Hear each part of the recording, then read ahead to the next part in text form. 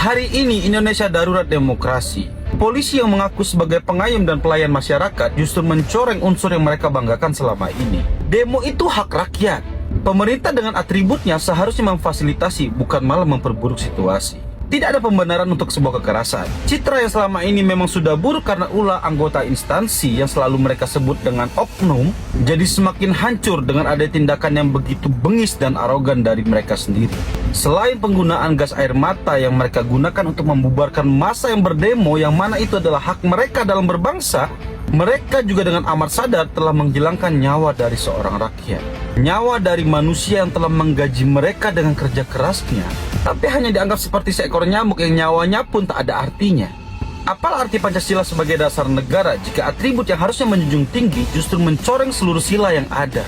Hari ini, atasan mereka telah datang untuk meminta maaf. Tapi apakah maaf ini cukup? Apakah maaf ini cukup untuk menutupi kekejaman nyata yang terjadi di negara demokrasi kita? Ini baru yang terlihat. Kita tidak pernah tahu apa yang tak terlihat. Jika rakyat membunuh, maka hukumannya pun akan langsung. Tapi jika polisi yang membunuh, Indonesia tanpa polisi, apa bisa? Bisa. Selama ini, apa kontribusi polisi yang langsung terasa pada kita selain tilang dan pengamanan konsep? Tapi apakah polisi tanpa rakyat bisa? Tentu tidak. Polisi bisa ada karena rakyat yang menggaji. Tapi apa yang mereka perbuat dengan hak rakyat sangatlah keji. Ini ke Indonesia emas yang dimaksud dengan presiden kita? Teman-teman, keadilan adalah sesuatu yang tetap harus ditegakkan untuk semua lini tanpa terkecuali. Jadi, apakah nyawa diganti dengan maaf cukup?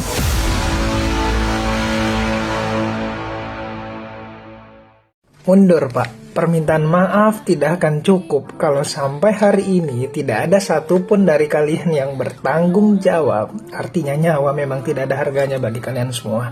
Udah dikatain tolil, udah joget-joget di sana, bahkan ada yang pura-pura gak tahu kalau ada demo. Keadilan untuk Alvan Kurniawan 21 tahun, ingat namanya teman-teman. Turut berduka, saya bayangin kalau Alvan adik saya, keluarga saya, sesedih apa orang tua. Ini puncak kesedihan bagi saya. Kenapa saya begitu marah? Karena kalian melindas generasi muda. Ini bukan hanya tentang satu profesi. Ini tentang generasi yang kalian sakiti.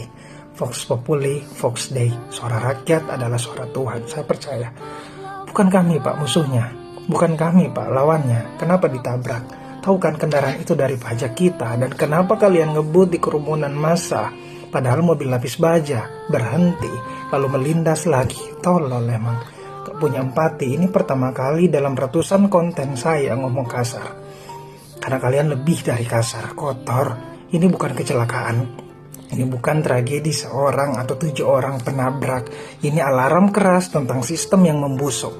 Akui kalau kalian gagal, akui kalau kalian salah, lalu sama-sama perbaiki. Saya tidak ingin Indonesia bubar.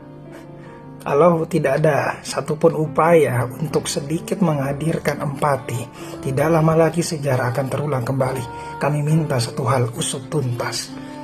Dan kepada seluruh pejabat yang kemarin WFH saat rakyat berdarah di jalan, aparat yang babi buta, datanglah, hadirlah, hormatlah ke jasad Alvan, karena satu nyawa rakyat lebih penting dari seluruh kursi kalian di Senayan ataupun istana.